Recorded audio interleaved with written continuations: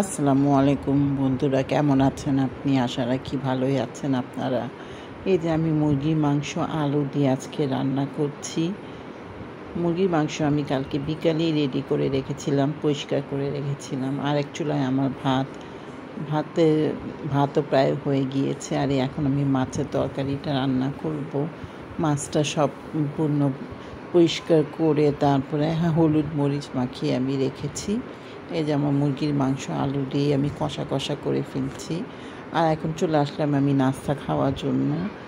সকালে আমি এক চুলায় ভাত আর মাংস বসিয়ে রেখে আগে নাস্তাটা করে নিই। খিদা লাগে গেছে অনেক জুড়ে, তাই আমি নাস্তা করতে বসে গেলাম। নাস্তা খাওয়ার পর তারপরে আমি মাছটা রান্না করব। মাছটা প্রথমে ভেজে নেব, তারপরে আমি টমেটো দিয়ে মাছটা রান্না করবো। এই যে বাচ্চাদের জন্য সব নাস্তা তৈরি করে রেখেছি, রেডি করে রেখেছি।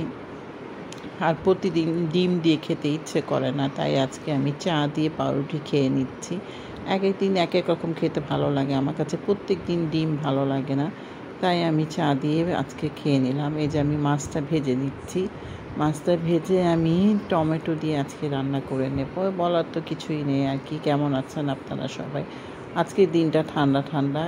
কালকে একটু বৃষ্টি হয়েছিল রাত্রেবেলা। আমি যখন আম্মার বাসায় গিয়েছিলাম, আমার বাসা থেকে প্রায় অনেকই দূর, তো আসার সময় রাত্রেবেলা দেখি বৃষ্টি শুরু হয়ে গেছে, ঠান্ডা বাতাস। যাই হোক, 2-3 দিন অনেক গরম ছিল, এখন আল্লাহর রহমত হয়েছে। আজকের দিনটা অনেক ঠান্ডা, ভালোই লাগছে। এই ঠান্ডাতে কাজ করতে কষ্ট হয় না, কিন্তু যখন গরম পড়ে তখন রান্নাঘরে ঢুকতে একেবারেই ইচ্ছে করে না, এত কষ্ট হয়। আমার তো আমি এমনি প্রেশারের রুগী, তারপরে আমার রান্নাঘরে ঢুকতে ভীষণ কষ্ট হয় যখন গরম পড়ে।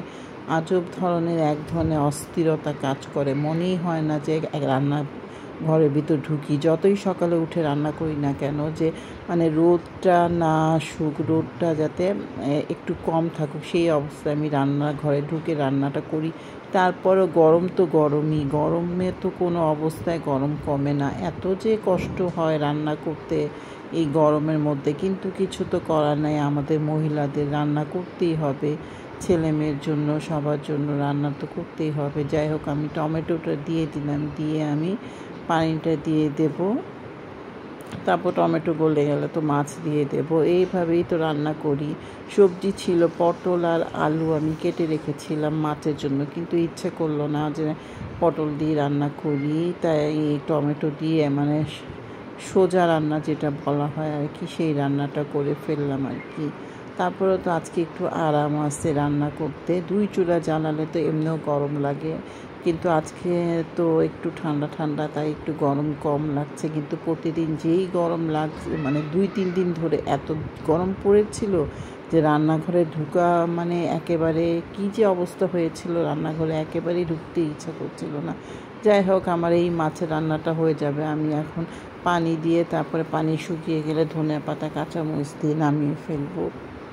আমার মাছ রান্নাটা হয়ে যাবে। আমি মাছটা বসিয়ে রেখে আমি একটু অন্য কাজও করতে চলে গেলাম। মাছটা অতক্ষণ আমার হয়ে যাবে। মাছটা পানি দিলাম, আমি একটু বেশি করে মাছ রান্না করি এই পানি দিয়ে, যাতে মাছে গন্ধ না লাগে। আমার মাছে আসলে গন্ধ লাগে খেতে। যাই হোক, এই যে বসে গেলাম, এখন দুপুরের দুপুরের সময় হয়ে গিয়েছে, এখন দুপুরে খাবার খাবো। তো বসে গেলাম দুপুরে খাবার খাওয়ার জন্য। ছেলে মেয়েকে ডাকছিলাম যে আসো খেতে, আসো খেতে আসো। ওরা বললাম যে একটা চামচ তো তরকারি চামচ আনতে এত দেরি করছে, আর আমার খুব খিদে লেগেছিলো, তাই আমি 4 চামচ দিয়েই তরকারিটা বের করে নিলাম। তরকারিটা বের করে আমি খেতে বসে গেলাম। এই যে আমি খাচ্ছি মাছ দিয়ে, ভাত দিয়ে। আপনারা সবাই ভাত খেয়েছেন তো আপুমণিরা? আপনারা কেমন আছেন? আশা করি ভালোই আছেন। আজকে আমার তো এই পর্যন্ত, কি রান্না বান্না, তারপর নাস্তা খাওয়া, ভাত খাওয়া, এই পর্যন্ত কি। আপনারা ভালো থাকবেন সবাই।